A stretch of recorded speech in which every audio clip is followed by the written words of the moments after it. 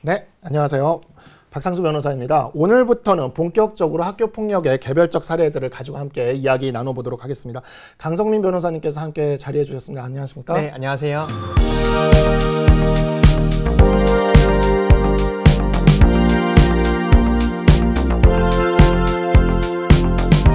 오늘 학교폭력 문제와 관련해서 좀 특별한 케이스를 준비하셨다고 이야기를 들었는데 어떤 내용인가요? 네, 오늘은 초등학교 6학년 학생들의 학교폭력 사건입니다.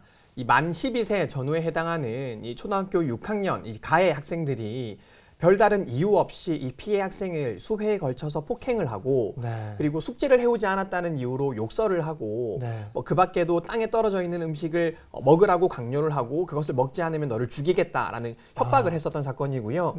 뿐만 아니라 이 가해 학생들은 이 피해 학생에게 플라스틱 막대기로 좀 지속적으로 폭행을 가하는 이제 그랬었던 사건입니다. 초등학생이 했을 거라고는 좀 믿기지 않는 그런 학교 폭력 사안인데 일종의 집단 따돌림 사건이네요. 근데 그 정도가 좀 너무 심하다는 생각이 좀 드는데요. 네, 맞습니다. 방금 변호사님 말씀하신 것처럼 실제로 이게 과연 초등학교 6학년들이 할 수 있는 학교 폭력이야? 이렇게 생각이 드는데요.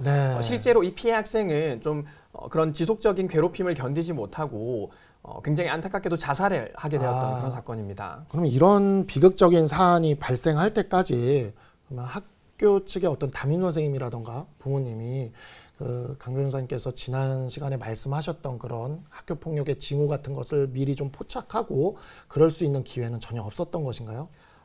실제 사건 기록을 보면 이 자살을 한 피해 학생이 이제 생전에 폭행당한 사실을 담임 선생님께 신고를 했었습니다. 그런데도 피해 학생의 정신적 피해 상태를 과소평가한 이 담임 선생님이 피해 학생에 대한 격리, 가해 학생과의 격리를 요청받고도 이를 거절을 하고 묵살을 했고요.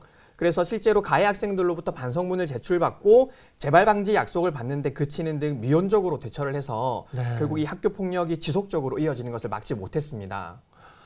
지난번에 강 변호사님께서 말씀하셨던 그 학교 폭력의 징후에 대해서 담임 선생님이나 아니면 부모님들께서 미리미리 좀 살피고 그런 활동들에 대해서 즉각적인 개입을 하지 않았기 때문에 이런 비극적인 사태까지 이렇게 벌어진 그런 사안인 것 같은데 그렇다면 가해 학생들은 어떠한 처벌을 받았나요? 사실 이게 실제로 형사사건으로는 이어지지 않았었고요. 다만 이 자살한 피해 학생의 부모님들이 이 가해 학생들에게 손해배상을 청구한 사건입니다.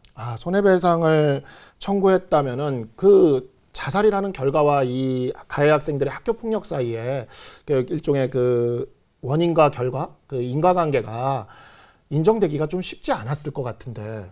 네, 실제로 이 가해 학생들은 그 피해 학생이 나 때문에 죽은 것이 아니다라고 주장을 했었는데요.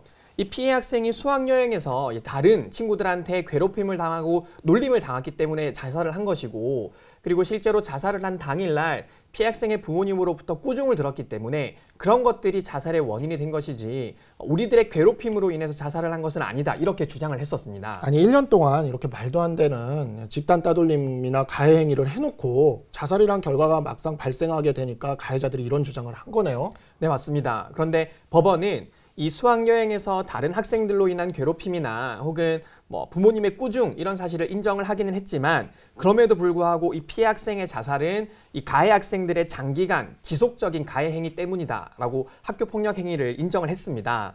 특히 이러한 인정을 받는 것에는 이 학교에서 따돌림 등 학교 폭력 예방 교육을 충분히 지속적으로 수행을 했고 그렇다면은 이것을 통해서 가해 학생들이 이 학교 폭력이 피해 학생의 자살로 이어질 수 있음을 충분히 예측할 수 있었다라는 것이 법원에서 인정이 된 것입니다.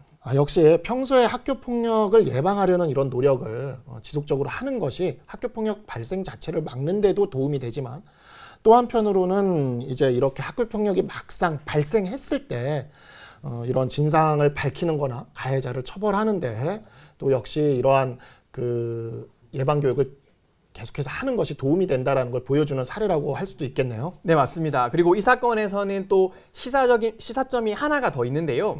우리 법원이 이 사건에서 가해자 부모들의 손해배상 책임을 인정을 했습니다. 네. 우리 민법에 따르면 이 미성년 자녀들의 부모들은 이제 보호감독자로서 주의 의무가 있는데 네. 이 주의 의무를 다했음을 이제 본인들이 직접 증명하지 못하는 한 민법에 따라서 가해 학생의 부모들도 손해를 배상해야 된다 이렇게 판결을 내린 것입니다.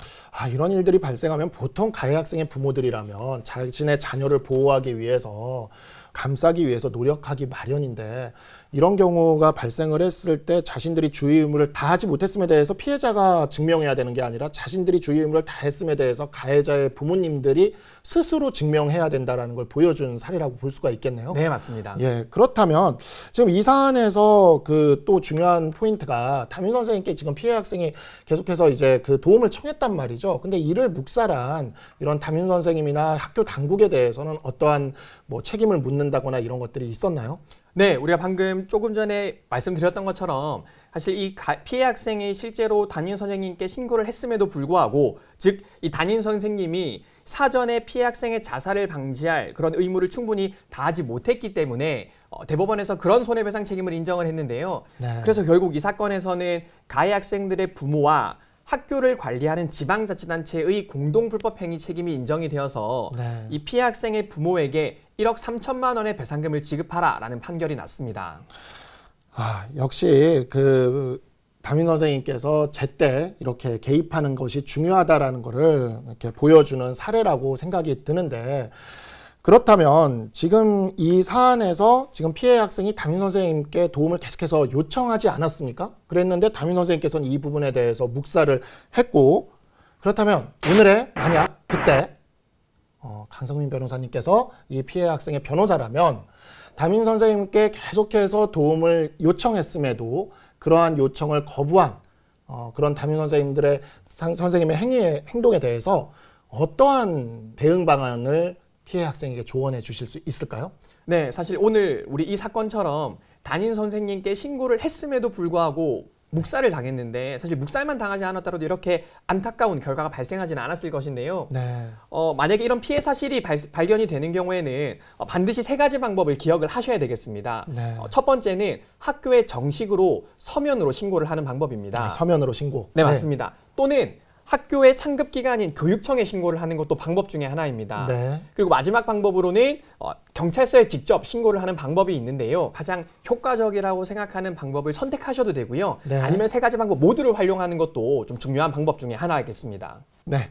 어떻게 보면 이 사안은 가해자들과 그다음에 이런 피해 학생의 피해 신고를 묵살한 담임 선생님과 교육당국의 손해배상까지 모두 인정됐다는 점에서 사필규정이라고 이야기를 할 수도 있는 사안이라 생각됩니다. 그렇지만 학교폭력이 애초 일찍 발견되었을 때 피해 학생이 애초 담임 선생님께 신고를 했을 때 이 문제에 적극적으로 개입을 했다면 이 피해 학생이 자살한다라는 이런 결과까지 초래되지는 않았을 것이라고 생각이 듭니다. 피해 학생의 부모의 입장에서는 평생 학교폭력으로 자살한 피해 학생에 대한 기억으로 굉장히 고통을 받고 살 수밖에 없는 그런 현실이란 점에서 이 끝이 해피엔딩이라고만 볼 수는 없을 것이라고 생각이 듭니다. 그런 점에서 학교폭력 문제에 대해서는 언제나 적시에 그리고 발견되는 즉시 가장 효과적인 방법으로 이 문제를 해결할 수 있도록 개입하는 것이 가장 중요하다는 생각이 듭니다. 오늘 좋은 사례를 소개해 주신 강 변호사님 감사합니다. 네, 감사합니다.